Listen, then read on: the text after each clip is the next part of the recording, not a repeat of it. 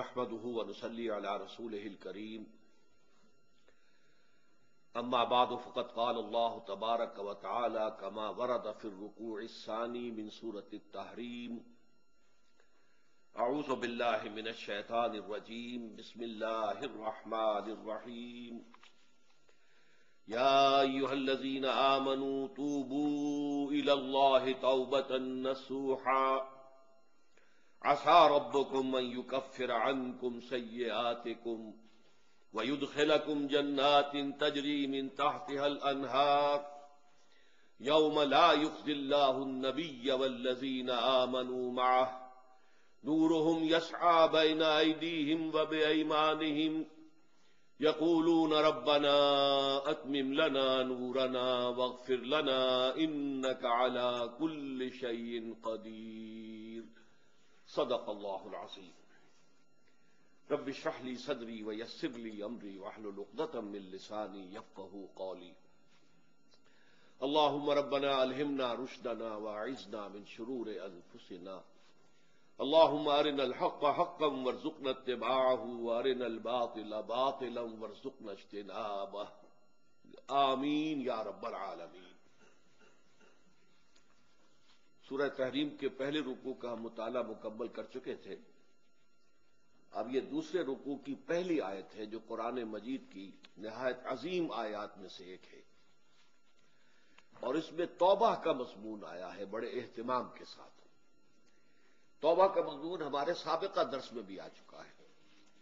یعنی سورۃ الفرقان کے آخری رکوع میں توبہ کی حقیقت، توبہ کی عظمت، توبہ کی شرط، توبہ کے لوازم، ان پر گفتگو ہو چکی ہے، اس لیے کہ وہاں فرمایا گیا تھا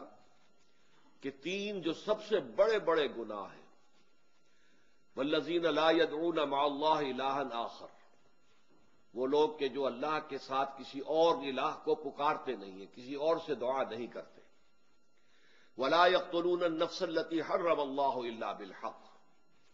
نہیں انسانی جان کو قتل کرتے ہیں جسے کہ اللہ نے محترم قرار دیا ہے مگر حق کے ساتھ، یعنی کوئی قانون کی دفعہ ان کے اوپر لاگو ہو جائے تو بات دوسری ہے۔ قتل عمد کے قصاص میں قتل ہوگا، یا یہ کہ زنا اگر شادی شدہ مرد یا عورت کرتے ہیں تو ان کی سزا جو ہے وہ رجم ہے، جو قتل کی ایک بہت ہی شدید شکل ہے، یا مرتد کی سزا قتل ہے، اور یا پھر یہ ہے کہ کافر کو قتل کیا جا سکتا ہے جو حربی ہو، جس کے ساتھ جو جنگ ہے وہ ڈکلیئرڈ ہو۔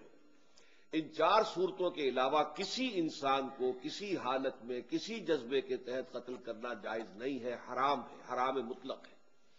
یہ ہمارے ہاں جو وہ عزت کے نام پر آنر کلنگز جو ہو رہی ہوتی ہیں، یہ سب کے سب جو ہے جرم ہے اسلام کی نگاہ میں، کسی کو یہ حق حاصل نہیں ہے کہ اس طرح سے اپنے ہاتھ میں قانون کو لے لے۔ لیکن اس کے بعد فرمایا تھا کہ جو لوگ یہ کام کرتے ہیں تو پھر یہ ہے کہ یلقا اسامہ، وہ اس کی پاداش بھگت کر رہیں گے۔ یضاعف لہ العذاب یوم القیامہ، ان کے لیے قیامت کے دن عذاب دگنا کر دیا جائے گا، بڑھا دیا جائے گا۔ وَيَخْلُدْ فِيهِ مُهَانًا، اور وہ رہیں گے اس میں ہمیشہ ہمیش نہایت ذلت کے ساتھ، رسوا ہو کر۔ إِلَّا مَن تَابَ وَآمَنَ وَعَمِلَ عَمَلًا صَالِحًا، اس میں استثناء ہے کہ جو توبہ کرے اور تجدید ایمان کرے یا ایمان لائے۔ اگر پہلے کافر تھا تو ایمان لائے گا، اور اگر پہلے مسلمان تھا لیکن یہ کہ یہ گناہ سرزد اس سے ہوا تو گویا کہ ایک طرح کے کفر میں وہ داخل ہو گیا تھا، ایمان حقیقی سے محروم ہو گیا تھا، تو گویا کہ تجدید ایمان کرے۔ الا من تاب وآمن وعمل عملا صالحا، اور پھر اس کا عمل تبدیل ہو جائے، عمل درست ہو جائے، غلط کام کو فی الواقع چھوڑ دے۔ فَأُولَٰئِكَ يُبَدِّلُ اللَّهُ سَيِّئَاتِهِمْ حَسَنَاتٍ، تو یہ وہ لوگ ہیں کہ اللہ تعالیٰ ان کی برائیوں کو بھلائیوں سے بدل دے گا۔ یہ بات جو ہے بہت بلند ہے، اس میں اللہ تعالیٰ کی طرف سے وعدہ جو ہو رہا ہے کہ فَأُولَٰئِكَ يُبَدِّلُ اللَّهُ سَيِّئَاتِهِمْ حَسَنَاتٍ وَكَانَ اللَّهُ غَفُورًا رَحِيمًا۔ وَمَن تَابَ وَعَمِلَ صَالِحًا، پھر دوبارہ تکرار کے ساتھ یہ بات آ چکی ہے، جو توبہ کرے اور پھر عمل اچھا کرے، فَإِنَّهُ يَتُوبُ إِلَى اللَّهِ مَتَابًا، تو وہ ہے جو حقیقت میں توبہ کرتا ہے اللہ کی جناب میں جیسے کہ توبہ کرنی چاہیے، عمل میں کوئی تبدیلی نہ ہو اور توبہ کی تسبیح ہوتی رہے، استغفر اللہ ربی من کل ذنب واتوب الیہ آپ نے 10 تسبیحیں کر دی، 1000 مرتبہ کہہ لیا، یہ سب زیرو ہے اللہ کی نگاہ میں۔ ذکر کا ثواب مل جائے گا کہ اتنا وقت آپ نے اللہ کا نام لیا ہے، اللہ کا ذکر کیا ہے، اس کا ثواب تو ملے گا، لیکن یہ توبہ نہیں ہے، اس سے کسی گناہ کی معافی کا کوئی سوال نہیں ہوتا، اس سے برائیوں کے بھلائیوں میں بدلنے کا کوئی امکان نہیں ہے، اس سے اس کی سزا سے بچنے کی کوئی سبیل نہیں ہے۔ اب سورہ تحریم میں خاص طور پر ایک خاص جو پس منظر ہے اس کے اعتبار سے یہ آیت آ رہی ہے، یا ایھا الذین آمنوا توبوا الی اللہ توبۃ نصوحا، اے وہ لوگوں جو ایمان لائے ہو، اے ایمان کے مدعیوں، دعوے داروں، توبہ کرو اللہ کی جناب میں، لیکن وہ توبہ خالص ہونی چاہیے، توبۃ نصوحا۔ اس سورہ مبارکہ کے پس منظر کو نوٹ کیجئے تو اس میں ایک خطائے اجتہادی کہہ لیجئے حضور سے ہو گئی تھی صلی اللہ علیہ وسلم، اگرچہ وہ خطا جانب خیر میں تھی، اچھے کام کے لیے تھی، برے کام کے لیے نہیں تھی، کہ آپ نے اپنی ازواج مطہرات کی دل جوئی کے لیے ایک شے جو اللہ کی طرف سے آپ کے لیے حلال تھی اس کو استعمال نہ کرنے کی قسم کھا لی، تو اس پر حضور کو روکا گیا، یا ایھا النبی لم تحرم ما احل اللہ لک تبتغی مرضات ازواجک، اے نبی کیوں آپ اپنے اوپر حرام ٹھہراتے ہیں وہ شے جو اللہ نے آپ کے لیے حلال قرار دی ہے؟ کیا آپ اپنی بیویوں کی رضا جوئی کے لیے ایسا کر رہے ہیں؟ واللہ غفور رحیم، اللہ غفور ہے، رحیم ہے، اللہ نے آپ کی اس خطا سے درگزر کیا ہے، لیکن قد فرض اللہ لکم تحلۃ ایمانکم، اللہ تعالیٰ نے راستہ تمہارے لیے کھول دیا ہوا ہے کہ ایسی قسموں کو کھولا جا سکتا ہے، جس کے لیے کہ سورہ مائدہ کے اندر کفارہ دے دیا گیا۔ تو گویا کہ حضور کو یہاں حکم دیا جا رہا ہے کہ آپ اپنی اس قسم کا کفارہ دیجئے، قسم کا، اور یہ جو قسم ہے اس کو کھول دیجئے۔ نمبر 2 پہ پھر 2 ازواج مطہرات کا معاملہ آیا کہ حضور نے ایک راز کی بات کہی ایک زوجہ محترمہ سے، لیکن انہوں نے وہ راز جو ہے وہ دوسری زوجہ محترمہ کو پہنچا دیا جن میں زیادہ آپس میں قریبی تعلق تھا، تو گویا کہ یہ بھی ایک طرح سے خیانت ہو گئی، اس لیے کہ راز جو ہے وہ تو ایک امانت ہوتا ہے، اور خاص طور پر عائلی زندگی میں میاں بیوی کے درمیان کے جو معاملات ہوتے ہیں وہ تو بہت ہی رازداری پر مبنی ہوتے ہیں، اس لیے ان میں سے کوئی چیز جو ہے جس کو خاص طور پر کہا گیا ہو کہ یہ ایک راز کی بات ہے، یہ تم سے کہہ رہا ہوں، کسی اور سے کہنا نہیں ہے، تو اس میں جو غلطی ہوئی ہے وہ بھی ایک بڑی غلطی تھی حضرت عائشہ صدیقہ رضی اللہ تعالی عنہا ان کی۔ تو ان دونوں کے پس منظر میں پھر تیسری بات آئی کہ اہل ایمان اگر تم غافل ہو اپنے اہل و عیال کی طرف سے اس اعتبار سے کہ ان کا کردار کیسا بن رہا ہے، وہ اللہ کے بندے ہیں یا کوئی غلطیاں کر رہے ہیں، خطا کر رہے ہیں، تو دیکھو یہ تم ان کے ساتھ جو ہے وہ محبت نہیں کر رہے، عداوت کر رہے ہو، اس لیے کہ تمہاری اس نرمی، تمہاری اس شفقت اور ان محبت کے اندر اس درجے بڑھ جانا کہ اس میں اللہ تعالیٰ کے جو حرام کردہ امور ہیں ان میں بھی تم ملوث ہو جاؤ، تو یہ گویا کہ در حقیقت تم اپنے آپ سے بھی دشمنی کر رہے ہو اور ان سے بھی دشمنی کر رہے ہو، اپنے آپ سے دشمنی کر رہے ہو کہ تمہاری عاقبت خراب ہوگی، ان سے دشمنی کر رہے ہو کہ ان کی اگر تربیت غلط ہو جائے گی تو گویا کہ وہ جہنم کا نوالا بنیں گے۔ اب اس 3 چیزوں کے پس منظر میں فرمایا جا رہا ہے، یا ایھا الذین آمنوا توبوا الی اللہ توبۃ نصوحا، اے ایمان والو، اے ایمان کے دعوے دارو، اللہ کی جناب میں توبہ کرو، لیکن توبہ خالص نصوحا۔ پہلی بات تو یہ جانیے، میں نے بھی یقیناً پہلے بھی عرض کیا ہوگا لیکن دہرانے میں کوئی حرج نہیں ہے، عربی زبان میں یہ 2 الفاظ بہت قریب ہیں، آبا یعوب اوبن اور تابا یتوب توبن یا توبتن۔ آبا یعوب اوبن بھی ہوتا ہے واپس لوٹنا، لیکن یہ ہے کسی یعنی مادی چیز کی طرف سے واپس لوٹنا۔ ایک ہے تابا یتوب توبن یا توبتن، وہ کسی فعل سے، معنوی چیز سے پلٹ آنا، لوٹ آنا۔ چنانچہ ایک بڑی پیاری جو دعا حضور صلی اللہ علیہ وسلم مانگا کرتے تھے، آپ کی مسنون دعاؤں میں سے ہے، جب آپ سفر پر گئے واپس گھر آئے تو گھر میں داخل ہوتے ہوئے آئبونا تائبونا لربنا حامدون، ہم پلٹ کر آ گئے ہیں سفر سے، وطن میں پہنچ گئے ہیں، گھر میں داخل ہو رہے ہیں، اور ہم اس حال میں بھی اپنے رب کی جناب میں توبہ بھی کر رہے ہیں، رجوع کر رہے ہیں اللہ کی جناب میں، اور اپنے رب کی حمد کرتے ہوئے داخل ہو رہے ہیں۔ آئبونا تائبونا لربنا حامدون۔ اسی طرح آپ بازار جائیں، اس کے بعد اپنے گھر میں داخل ہو تو یہ دعا پڑھیں، تو یہ گویا یہ بہت ہی ایک یوں سمجھیے مبارک، بہت سی اس کے اندر برکات ہوں گی۔ تو اس میں بھی لفظ آبا یعوب اوبن، تابا یتوب توبن، یہ دونوں کے بہت قریب آ گئے، آئبونا تائبونا لربنا حامدون۔ توبو اللہ، اب الہ کو نوٹ کیجئے، یہ توبہ کا لفظ بھی بہت سے ایسے الفاظ میں سے عربی زبان کے، جیسا کہ اس سے پہلے ہم دیکھ چکے ہیں کہ ایک لفظ ہے رغبہ، رغبت جسے اردو میں ہم بولتے ہیں۔ رغبہ الہ ہوگا تو کسی شے کی طرف رجحان ہونا، اس کی طلب پیدا ہو جانا، اس کی خواہش پیدا ہو جانا، اور رغبہ عن ہوگا تو کسی چیز سے متنفر ہو جانا، دور ہٹ جانا، دور چلے جانا۔ ورب ایک ہی ہے، پریپوزیشن کی چینج سے بالکل برعکس نتیجہ نکل آیا۔ ومن رغب عن سنتی فلیس منی، جسے میری سنت پسند نہیں ہے، جو اس سے ہٹتا ہے، پیچھے ہٹتا ہے، اس کو ترک کرتا ہے، اس کا مجھ سے کوئی تعلق نہیں۔ اسی طرح مالا یمیل و میلن، مالا الہ کسی شے کی طرف مائل ہونا، مالا عن اس شے سے ہٹ جانا، پیچھے ہٹ جانا، نفرت ہو جانا۔ اسی میں وہ لفظ تھا سغا، فقط سغت قلوبکما، تمہارے دل جو ہے وہ تو مائل ہو ہی گئے ہیں۔ سغا بھی الہ ہوگا تو اس کے معنی کسی شے کی طرف مائل ہو جانا، عن ہوگا تو کسی شے سے متنفر ہو جانا۔ تو وہاں میں عرض کر چکا تھا لقد سغت قلوبکما، تو اے نبی کی دونوں بیویوں، تمہارے دل تو یقیناً اللہ کی طرف مائل ہو چکے ہیں، توبہ کی طرف مائل ہو چکے ہیں، لیکن زبان سے یہ کہتے ہوئے کہ حضور معاف کر دیجئے غلطی ہو گئی، یہ اس میں ذرا حجاب آ رہا ہے۔ ظاہر بات ہے شوہر اور بیوی کے درمیان جس طرح کا تعلق ہوتا ہے تو اس میں یہ کہ بسا اوقات اپنی غلطی کو واضح الفاظ میں تسلیم کرنے میں کچھ ہچکچاہٹ سی ہوتی ہے۔ تو وہ ایک کیفیت تھی کہ تمہارا دل تو مائل ہو چکا ہے، لیکن یہ کہ تم ذرا زبان سے بھی کہو، اقرار کرو۔ اسی طریقے سے یہ لفظ توبہ ہے، توبہ الہ ہے، کسی کی جناب میں توبہ کرنا۔ جب اللہ تعالیٰ کی طرف توبہ کا لفظ آئے گا تو توبو الی اللہ توبۃ نصوحا، اللہ کی جناب میں توبہ کرو۔ اور جب اللہ تعالیٰ توبہ کرتا ہے، یہ لفظ جو ہے دو طرف استعمال ہوتا ہے، تواب بندہ بھی ہے، تواب اللہ بھی ہے۔ اللہ تواب ہے، بہت توبہ کا قبول کرنے والا، بندہ تواب ہے، بہت زیادہ توبہ کرنے والا۔ وہ حدیث میں آپ کو سنا چکا ہوں، کل بنی آدم خطاؤون وخیر الخطائین التوابون، تمام بنی آدم نہایت خطا کار ہیں، گناہ گار ہیں، غلطیاں ہوتی ہیں، خطائیں ہوتی ہیں، لیکن ان خطا کاروں میں بہتر لوگ وہ ہیں جو بہت توبہ کرنے والے، رجوع کرتے ہیں، پلٹتے ہیں، ان میں پشیمانی پیدا ہو جاتی ہے اور وہ اللہ تعالیٰ کی جناب میں رجوع کرتے ہیں، تو وہ تواب ہیں، بہت زیادہ توبہ کرنے والے۔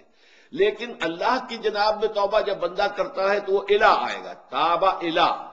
اس نے توبہ کی اللہ کی جناب میں۔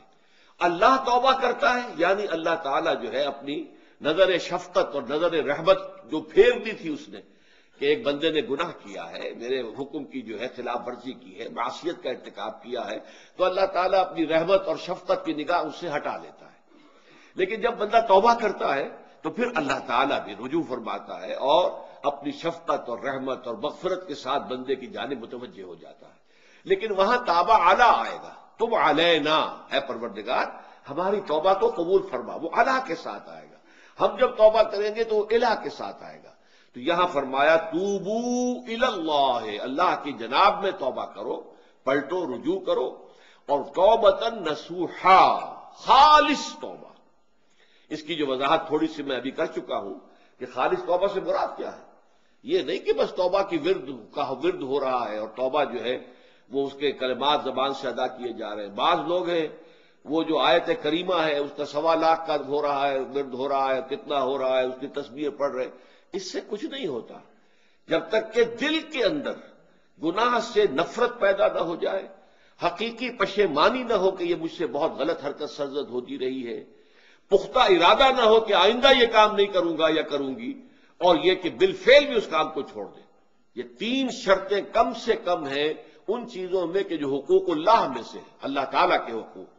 ان میں کوتاہی ہوئی ہے، ان میں غلطی ہوئی ہے، اس میں انسان نے کسی معصیت کا ارتکاب کیا ہے، تو 3 شرطیں۔ حقیقی پشیمانی نمبر 1، جس کے لیے میں نے اقبال کا شعر آپ کو سنایا تھا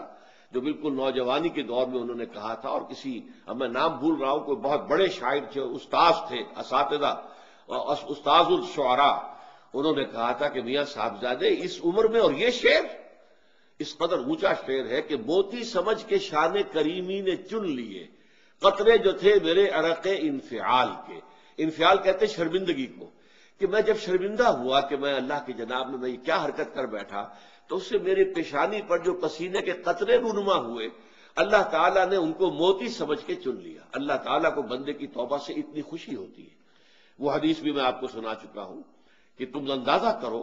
ایک شخص ہے کہ جو ایک ریگستان میں لقودق صحرا میں سفر کر رہا تھا، اس کا ایک اونٹ تھا جس پر وہ سفر کر رہا تھا، اسی پر اس کا جو بھی راستے کا کچھ کھانا وانا تھا، خوراک تھی، وہ بھی، اس کی پوٹلیاں بھی تھیں اور پانی کی چھاگل بھی بندھی ہوئی تھی۔ تھوڑی دیر کے لیے وہ ایک درخت کے سائے میں بیٹھ گیا استراحت کے لیے، وہ اسی میں آنکھ لگ گئی اس کی۔ اب جب آنکھ کھلی تو دیکھا کہ اونٹ غائب ہے۔ اب اونٹ گویا کہ اس کی زندگی کا واحد سہارا، کہاں جائے گا اب بغیر اونٹ کے؟ اس دوڑا دائیں بائیں، شمال جنوب مغرب مشرق، سب میں کہیں جہاں تک وہ کر سکتا تھا اسے کہیں اونٹ نظر نہیں آیا۔ تو پھر وہ اسی درخت کی سائے میں آ کر بیٹھ جاتا ہے موت کے انتظار میں کہ اب تو موت ہی آئے گی، نہ کھانے کو کچھ، نہ پینے کو پانی، نہ سواری کہ میں کہیں یہاں سے نکل سکوں۔ اچانک دیکھتا ہے کہ وہ اونٹ تو کھڑا ہوا ہے اور وہ سامان بھی موجود ہے۔ تو اس میں فرط مسرت کی وجہ سے خوشی اتنی شدید ہوتی ہے اسے کہ وہ کہنا تو یہ چاہتا ہے اے اللہ میں تیرا بندہ ہوں تو میرا رب ہے، لیکن وہ کہہ یہ بیٹھتا ہے اے اللہ میں تیرا رب ہوں تو میرا بندہ ہے۔ یعنی اتنا وہ اپنے اس میں حواس کھو بیٹھتا ہے خوشی کی وجہ سے۔ اتنی ہی خوشی ہوتی ہے اللہ تعالیٰ کو اپنے کسی گناہ گار بندے کی توبہ سے۔ اب آپ اندازہ کیجئے، یہ ہے جو تشبیہ حضور صلی اللہ علیہ وسلم نے توبہ کی عظمت کے لیے بیان کی۔ تو اس کے حوالے سے، اور میں آپ کو فلسفے کے طور پر بھی بتا چکا ہوں کہ بہت بڑی غلطی جو ہے، جیسے ان دونوں صورتوں کا جو مرکزی مضمون میں نے بتایا تھا کہ خاندانی زندگی میں دو انتہائی کیفیات پیدا ہوتی ہیں، یا میاں بیوی کی موافقت نہیں ہو رہی تو آخری حد ہے طلاق، یا یہ ہے کہ اتنی محبت ہو گئی ہے کہ محبت کی وجہ سے شریعت کی حدود کے اندر رد و بدل ہو رہا ہے۔ تو پہلے کے موضوع کے اوپر سورہ طلاق ہے اور دوسرے موضوع کے اوپر سورہ تحریم ہے۔ تو طلاق کے معاملے میں بھی عیسائیوں سے جو بہت زیادہ غلطی، بہت بڑی سرزد ہوئی، وہ یہ ہے کہ حضرت عیسیٰ نے یہ فرمایا تھا کہ جو شخص اپنی بیوی کو طلاق دیتا ہے گویا کہ ناحق، وہ گویا کہ اس سے زنا کرواتا ہے۔ یعنی یہ کہ طلاق ہو گیا اس کو، اب وہ بیچاری جو ہے وہ بے شوہر کے ہے، عام طور پر مطلقہ سے کوئی شادی نہیں کرتا، تو اب اس کے فتنے میں مبتلا ہونے کا امکان موجود ہے، وہ زناکاری پر آمادہ ہو سکتی ہے۔ تو جس شخص نے اسے غلط طلاق دی تھی در حقیقت وہ ذمہ دار ہوگا اس زناکاری کا جو وہ کر رہی ہے۔ یہ اصل میں ایک اخلاقی تعلیم تھی جس کو کہ انہوں نے قانونی سمجھ لیا اور طلاق کا دروازہ بند کر دیا، حالانکہ شریعت موسوی میں طلاق کا راستہ کھلا تھا جیسے شریعت محمدی میں، کہ اگر کوئی صورت ایسی ہے کہ مزاج نہیں مل رہا ہے تو ٹھیک ہے، علیحدہ ہو جاؤ، سیپریشن کا راستہ کھلا ہوا ہے۔ اگرچہ اللہ کو حلال چیزوں میں سب سے زیادہ ناپسند طلاق ہے، اللہ چاہتا یہی ہے کہ یہ بندن بن جائے تو بدا رہے ساری عمر، لیکن یہ کہ یہ بھی نہیں ہے کہ گھر کے اندر چفچک ہوتی رہے، چپکلش چلتی رہے، گھر کے اندر چین نہ رہے، راحت نہ رہے، باہمی اعتماد نہ ہو اور پھر بھی وہ بندن بدا رکھا جائے، اس کا کوئی فائدہ نہیں۔ تو قانون وہ تھا لیکن اخلاقی تعلیم یہ تھی، جیسے حضور نے فرمایا ابغض الحلال عند اللہ الطلاق، لیکن ساتھ ہی میں نے وہ حدیث بھی آپ کو سنا دی کہ جو شخص اپنی بیوی کی جو بھی اس کی روش ہے اس سے سخت نالاں ہے، شکایتیں کرتا پھرتا ہے دوسروں سے، طلاق نہیں دیتا، تو اللہ تعالیٰ اس کی دعا سنتا ہی نہیں کہ جب میں نے تمہارے لیے راستہ کھلا ہوا تھا وہ تم اختیار نہیں کر رہے۔ تو یہی معاملہ در حقیقت عیسائیوں نے اس حد تک بڑھایا کہ حضرت آدم اور حوا سے جو خطا ہو گئی تھی، وہ خطا جو ہے وہ تو ہر انسان دنیا میں جو آتا ہے تو خطا کار ہے، وہ اپنے آباء و اجداد، اپنے اماں حوا اور اپنے ابا آدم کی خطا لے کر اپنے ساتھ پیدا ہو رہا ہے، تو گناہ گار ہے۔ Man is sinful from the very birth. اب اس کا کیا علاج ہو؟ پھر وہ تو اس کا علاج ڈھونڈا کہ اللہ نے اپنا اکلوتا بیٹا زمین پر بھیج کر اور اسے ان لوگوں کی طرف سے کفارہ بنا لیا کہ جو ہمارے اس بیٹے پر ایمان لے آئے۔ یہ سارا عقیدہ بنائے فاسد علی الفاسد کیوں ہوا؟ کہ توبہ کے بارے میں تصور ان کا غلط ہو گیا۔ اللہ قرآن مجید نے واضح کیا کہ غلطی تو ہوئی تھی حضرت آدم و حوا سے، شیطان کے بہکانے میں آ گئے تھے، لیکن یہ کہ پھر انہوں نے توبہ کی، اللہ نے تاب علیہ، اللہ نے اس کی توبہ قبول فرما لی۔ فتلقى آدم من ربہ کلمات فتاب علیہ، تو آدم نے اپنے رب سے کچھ کلمات سیکھ لیے، پشیمانی تو ہو گئی تھی، شرمندگی ہو گئی تھی، لیکن الفاظ نہیں مل رہے تھے، کن الفاظ میں میں اللہ کی جناب میں توبہ کروں۔ اللہ کی کمال شفقت کے اللہ نے وہ الفاظ بھی انہیں تلقین کر دیے جو سورہ اعراف کے اندر بیان ہوئے ہیں، ربنا ظلمنا انفسنا وان لم تغفر لنا وترحمنا لنکونن من الخاسرین، اللہ نے توبہ قبول فرما لی، فتاب علیہ۔ اب جو بچہ پیدا ہو رہا ہے نسل آدم کا، وہ کوئی اپنے جد امجد جو ہے حضرت آدم اور حضرت حوا کے گناہ کی پوٹ لے کر نہیں آتا ہے، وہ تو کل مولود یولد علی الفطرہ، فطرت الاسلام پہ پیدا ہوتا ہے۔ تو توبہ کی در حقیقت جو عظمت اور حقیقت ہے ہمارے دین میں، اس کو نہ سمجھنے سے بھی بہت بڑی غلطیاں لوگوں سے ہو جاتی ہے۔ تاریخ انسانی میں اتنی بڑی بڑی غلطیاں ہوئی ہیں۔ طلاق کے معاملے میں بھی عیسائیوں نے پھر یہ کیا کہ سوائے اس کے کوئی شکل نہیں ہے کہ بیوی زناکار ہو تو پھر تو طلاق ہو جائے گی، سیپریشن ہو جائے گی۔ لہذا جو طلاق دینا چاہتے تھے وہ ایسے مواقع پیدا کرتے تھے کہ بیوی زنا کرے، یا یہ کہ جھوٹی گواہیاں فراہم کرتے تھے زناکاری کی اور پھر اس سے چھٹکارا حاصل کرتے تھے۔ اس کے بغیر چھٹکارا حاصل کرنے کی کوئی شکل نہیں تھی۔ اس میں بڑے بڑے افسانے جو ہیں وہ مغربی لٹریچر کے اندر آپ کو ملیں گے کہ عورت سے نجات پانے کے لیے انہیں پھر یہ کرنا پڑتا تھا کہ جھوٹے طور پر جھوٹا الزام تہمت لگا کر اس کے اوپر زنا کا الزام ثابت کرے،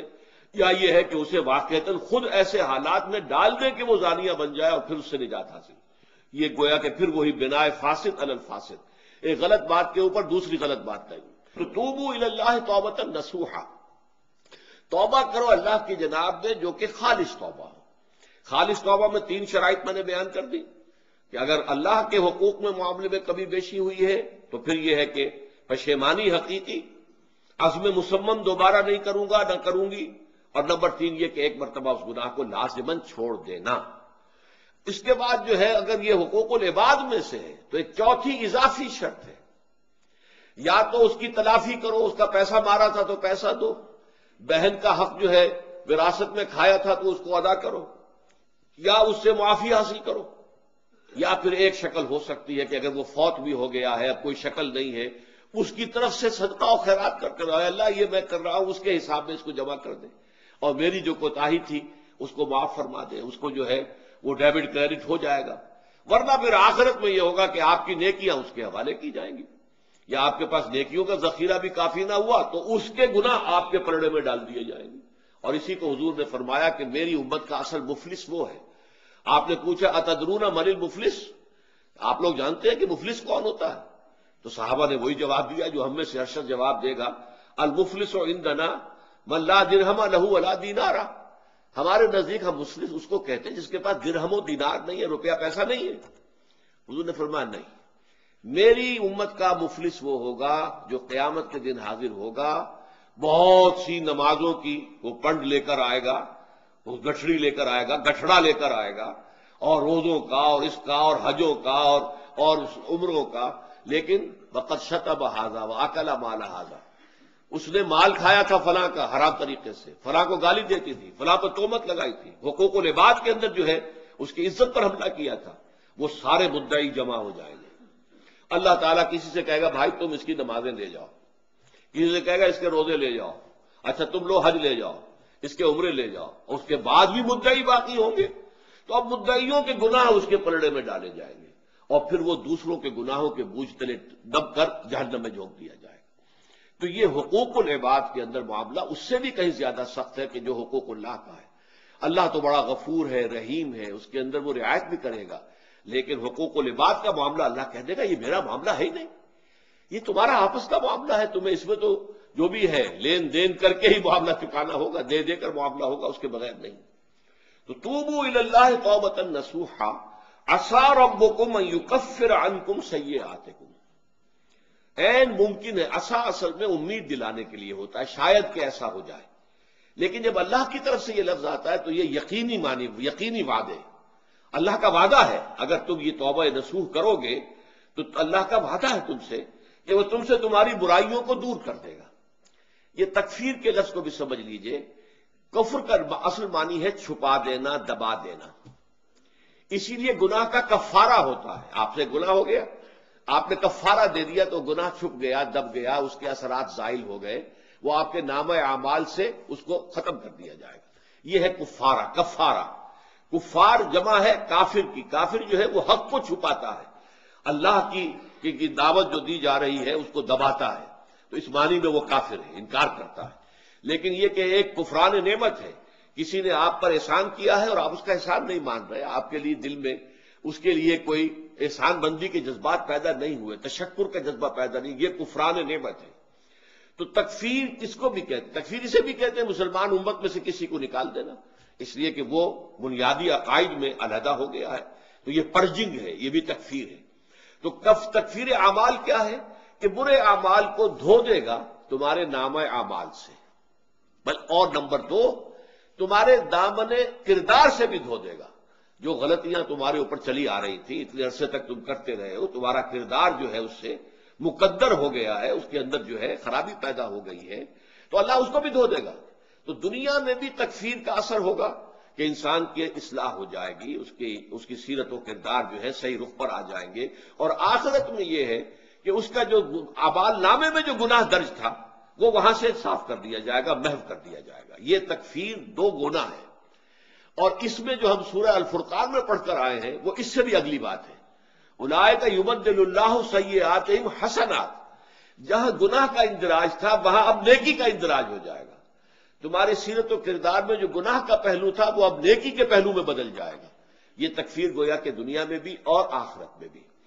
عسیٰ ربکم، امید ہے اور اللہ کا وعدہ ہے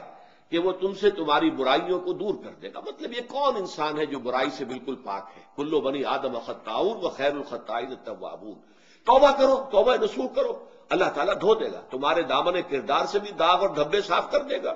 اور تمہارے اعمال نامے سے بھی۔